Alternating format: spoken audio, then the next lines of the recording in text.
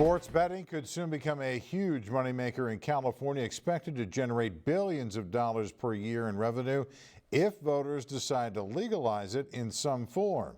News Channel 3's Jake Gracia is going in-depth tonight on the ballot measures coming this November that could change the sports betting landscape in this election year.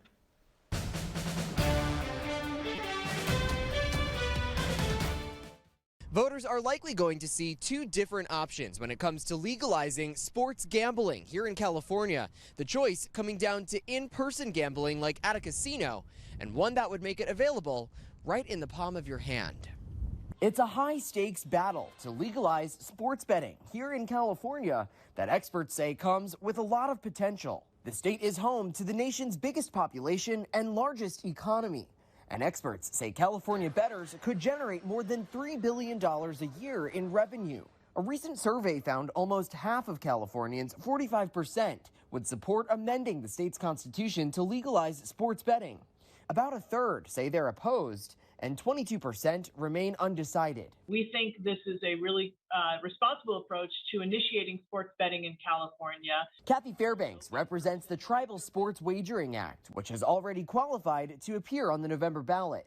Supported by more than 40 California tribes, it would legalize in-person sports betting at casinos and the state's 4 racetracks. It's estimated to bring in tens of millions of dollars annually for the state's general fund, which could fund education, healthcare, whatever the state priorities are at the time, no strings attached.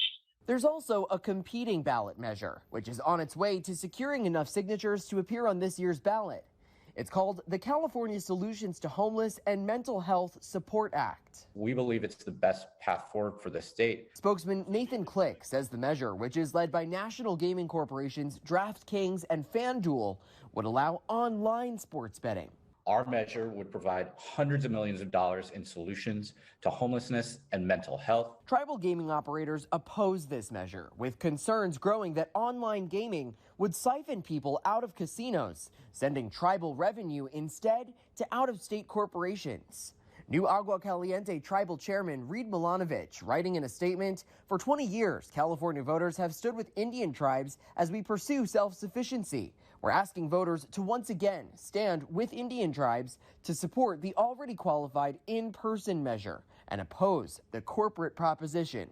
There's no way to really ensure that kids under 21 aren't actually betting. Fairbanks says voters are highly concerned about the online measure because of illegal underage sports betting. California voters beware. Her coalition running this ad on local television. Turning every cell phone, laptop, tablet, and even video game console into a gambling device. Opening up online gambling to anyone, anywhere, anytime. But Click says safeguards against minors gambling will be in place. Using the state-of-the-art, know your customer technology that big financial institutions like big banks use to verify a customer's identity.